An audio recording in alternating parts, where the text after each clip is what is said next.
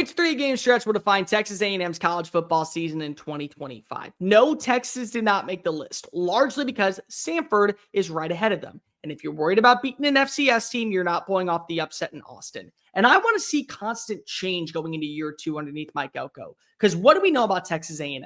They'll wake up for the big games. They'll show up where the lights are at its brightest. But to prove that you have actually turned the corner, you got to win the games that are at your same playing field, the same vicinity as you. Maybe some dark horses for the college football playoff and opponents that you're supposed to be favored over. And there's a three-game stretch at home where you can prove that. Against Auburn, against Mississippi State, against Florida. Let's break it all down and welcome on into SEC Unfiltered, 12th Man Nation. Like the video, hit the ring notification, and subscribe to the channel because we talk A&M football and college football daily. Download the podcast version of the show wherever you get your podcast listening systems. Follow us on the socials, link in the description, and check out all of our great work found at secunfiltered.com. And as always, we're proudly brought to you by our friends over at FANDUEL. Go visit FANDUEL.com today/SECU. Sign up and get $250 in bonus bets when you win your first $5 bet, whether it be on Marcel Reed to win the Heisman Trophy, Casey Concepcion to be the leading receiver in the conference, or the Aggies to hit the over. Do so by going to FANDUEL.com/SECU. The Notre Dame game is very important. Yes, the South Carolina game at the end of the year is extremely dire. And of course, going to Austin, you want to win the Lone Star Showdown. But I want to see more change underneath Mike Elko because I believe he's the right guy to lead this team into the future. This is the style of coach that you need to actually win a conference title, the way that you did back in the Big 12 with R.C. Slocum at charge. But you got to be able to win the games that you're supposed to against opponents that are at your same playing field. And I'm not saying that you can't beat Notre Dame. I'm not saying that you can't beat South Carolina or you can't beat Texas, but you got to win these games to prove to me that change is coming to College Station. Let's start off with the Auburn game. Auburn last season, drop pass, 4 overtimes. They get the upset win. The voodoo magic that is known as Jordan Hare was alive and well to save a 5-7 season and probably Hugh Freeze's job. Well, now they come to the 12th man. Now they come to Kyle Field. And there is a ton of new with this team. It's a new quarterback in Jackson Arnold. What's he going to look like? He's already going to have 2 games underneath his belt that are dire matchups. Home against Oklahoma, and then he has to face off against Baylor. And he's got to go travel down to College Station after playing at the place that just told him, you're not good enough to be our quarterback. They're going to have a ton of wide receivers. But is one of them going to break on out? Are we finally going to get the 1,000-yard playmaker with Cam Coleman? Are we going to see potentially Eric Singleton come on in and be that difference maker? What's the rushing attack going to be like? What's the offensive line going to be like? It's 3 new starters from the transfer portal. How do they all mesh together? And is this offensive personnel going to allow your defense to kind of win its one-on-one battles, whether it be on the outside, whether it be in the pass rushing situation, whether it be at the linebacker spot? This is also a test for Marcel Reed. Because in my opinion, if you can start to show that you are winning through the year, and the part about the intermediate game where, hey, we can go ahead and hit that 50-yard blast downfield of Mario Craver, that'd be cool. Or we could maybe fire off a 15-yard pass to Casey Concepcion or Terry Bussey or Jerome Miles, and we constantly are moving the sticks and we're opening up the playbook. That's an area where right now there could be some weaknesses for Auburn. 2 new starters in the secondary, 1 new starter at linebacker. Can you pick and choose your advantages to win the one-on-one battles and ultimately play a game of 4D chess where you're coming out on top every single drive? That's what I'm looking for in this game. Because Auburn right now may end up being the sleeper of all sleepers for the college football playoff. They added in a ton of talent in the portal. They have a great top 10 recruiting class. From a standpoint of roster construction, this is Hugh Freeze's best team. But it still is Hugh Freeze. He's going to find a way to shoot himself in the foot. But this is A&M. They find their way to shoot themselves in the foot. Whether it be last season against Auburn on the road, whether it be against South Carolina on the road. Now you welcome them into your backyard. Can you have a game plan that eliminates all chatter about what Auburn could be this year? Because this may be the game that says, hey, yeah, it's a new season, same story. Once again, you go into 6-6, barely making a bowl game, Hugh Freeze, you might want to fire out the resume. You win this game, you set the tone. Doesn't even really matter what happens in the Notre Dame game. You're going to have a week to prepare. You're going to be able to kind of hit the reset button. It's a good sign in the right direction. Then you face off against Mississippi State. Now, in the past, I'm not saying that you would always lose to Mississippi State. because you didn't. You did lose several times when Mike Leach was the head coach, but it's Jeff Levy. There is some air raid assistancies. It's more of a veer and shoot type of offense, but still, how do you respond in this game? You're going to be favored. You're going to be favored by a lot.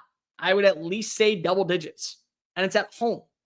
But the old Texas A&M that we have known for a while would somehow find a way to make this interesting. We're going into the fourth quarter, and yes, you'll see Marcel Reed waltz it on in on a 10-yard scamper, and they'll win by 7.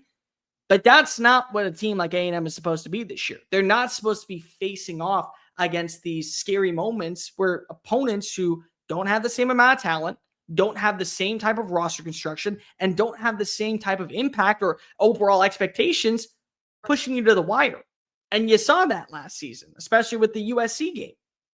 You're going to have Blake Shapen passing in this game. Blake Shapen, if he would have stayed healthy last year, I guarantee you would have won one SEC game. I don't know where it would have been. I don't know who would have been the victim. Perhaps it would have been Texas A&M in Starkville. We don't know. But he's a good enough quarterback to make things interesting. They also revamped the offense this offseason. Davin Booth is still back there. They brought in Fluff Bothwell from South Alabama. This is going to be a great rushing attack that is probably one of the more underrated units in college football going into 2025. They added in some wide receivers, but they also have still one of the worst defenses in college football. This is the game where if you are Marcel Reed, you are saying, let it fly. Mario Craver, former wide receiver at Mississippi State. Let's see what he can do. Let's see what he can be against his former team. How about a big-time play from Casey Concepcion? How about we get Thornball at the tight end position? And if you are one of the 4 running back horsemen of the 12th man apocalypse, you want to see them scamper.